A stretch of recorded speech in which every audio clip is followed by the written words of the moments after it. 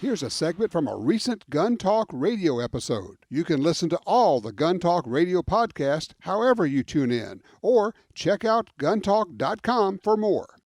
Actually, we just had a case out of California, the Ninth Circuit. A really good case, by the way. Duncan versus Becerra, Duncan v. Becerra.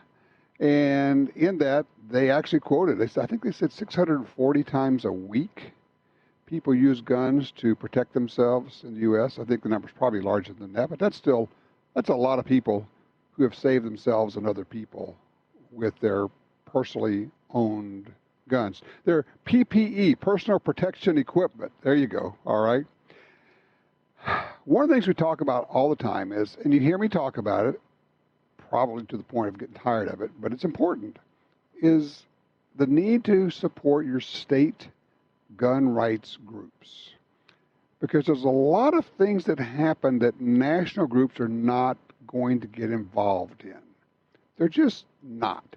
But they're still important, and they impact gun owners and other people throughout the state. And your state group, more than likely, is the one that can take care of that. One of the groups that we really like to focus on is a group out of North Carolina, Gun Rights North Carolina. We've got Paul Valone joining us right now from, it's Grassroots North Carolina. Pardon me, Paul, I apologize for that. Paul Valone from Grassroots North Carolina. How are you, sir? Very good, sir. No apologies necessary. Thank you for having me. You bet. So, all right. You got this thing going on there, and you're not alone in this, where there are some areas where sheriffs or departments are, and I'm just going to say it, I don't know if you're going to say it, but they're basically using the whole COVID crisis as a way to slow down or shut down giving out applications or letting people buy guns. First of all, I guess let's do this. Explain how it works in North Carolina when you want to buy a gun. Well, first off, you're right. The pandemic seems to be bringing out all sorts of people's inner dictator. In North Carolina, basically, to get a handgun legally, you must have either a North Carolina pistol purchase permit or a North Carolina concealed handgun permit.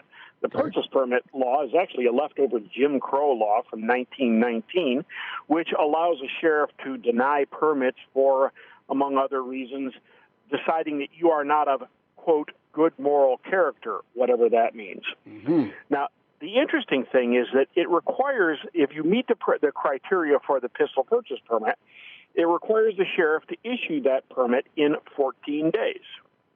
Yet we have a number of urban areas, and in particular, the area surrounding our state capital, Wake County, surrounding Raleigh, where the sheriff has decided he didn't want to issue pistol purchase permits at all, using the COVID-19 pandemic as his excuse. Okay. So we sued him in Stafford versus Baker, and actually there have now been 3 lawsuits filed against this particular sheriff. And he's actually under a consent order right now to issue pistol purchase permits. Just let me make sure people understand. That means the court has ordered the sheriff, Sheriff Gerald Baker, he's ordered him to issue these permits, right? That is a correct statement. Okay. So problem solved, right? Well, maybe. Wrong. That would be if he were actually going to comply with the consent order. What he is doing instead is dragging his feet, and our office has been inundated with calls from people, especially new gun owners, because I'm sure you focused on this. The fact is, the current civil unrest and the efforts to abolish the police and everything else, this is just creating tens of thousands of new gun owners. Mm-hmm. Well, they can't buy a handgun in North Carolina to protect themselves and their families without one of these purchase permits. So they're now calling us asking what's going on, because Sheriff Baker is taking 2 months or more to process pistol purchase permit applications in violation of the law.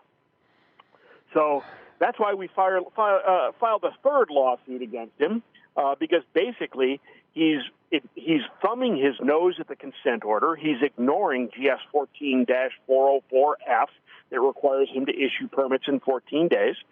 And the funniest part is he's trying to circumvent state law by arguing that the requisite 14-day issuing period doesn't start until his office decides to allow you to come in and finish the application you began online, which, of course, effectively claims the power to deny citizens' rights indefinitely. What he's doing is he's basically saying, I don't think that citizens should have guns, so I'm going to do everything I can to stop you people from getting guns, unless, of course, you're one of my friends or are politically connected, and then, of course, it's going to go right through. Bingo. That's exactly right. And that, of course, is why we are suing him, and why I've said on record I will sue him as many times as it takes to ensure that North Carolinians' rights are respected and that people can get handguns for self-protection in a timely fashion.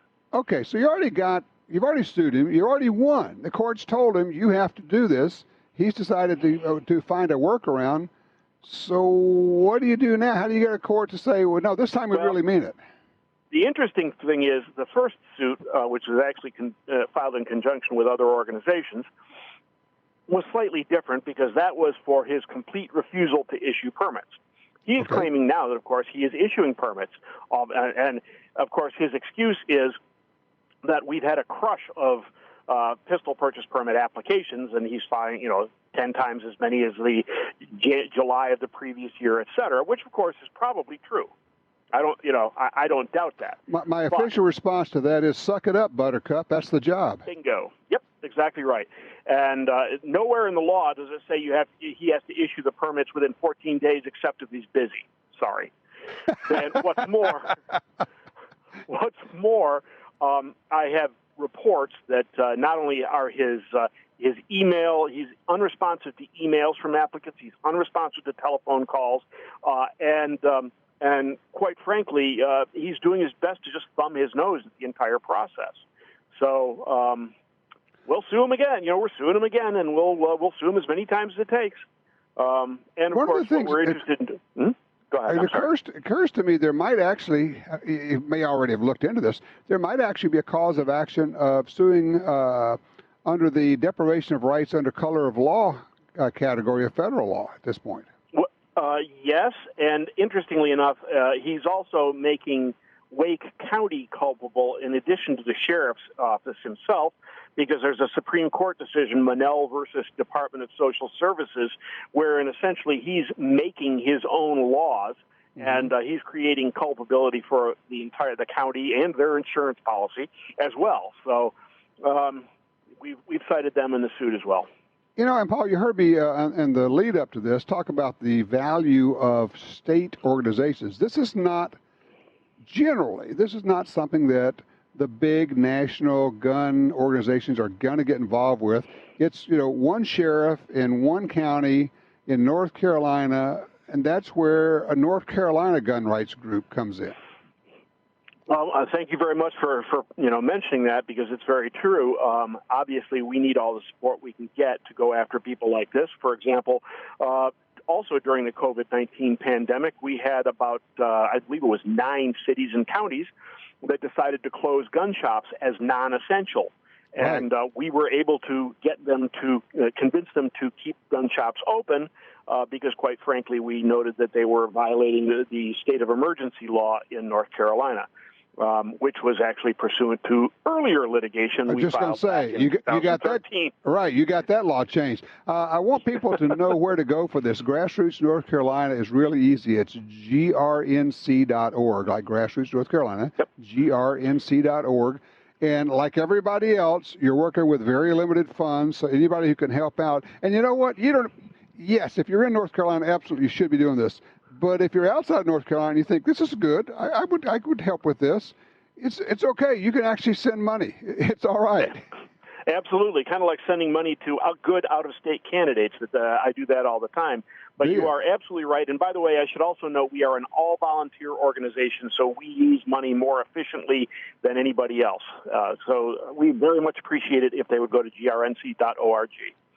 There you go. Paul Valone, Grassroots North Carolina, thank you so much for what you're doing, and thank you for keeping us posted. And thank you, Tom. We appreciate it. You bet. You take care. We'll see you later. All right, 866-TALK-GUN. We are open lines. If there's a gun you're thinking about buying, one that you absolutely hate. I've actually had a couple of those. I'd like to know about them. 866-TALK-GUN. Also, if you are a new gun owner, first-time gun owner, we can help out. Give me a call. Even if you don't know the right questions, call me. Tell me what you got. We'll help you out. I'm Tom Gresham. We'll be right back.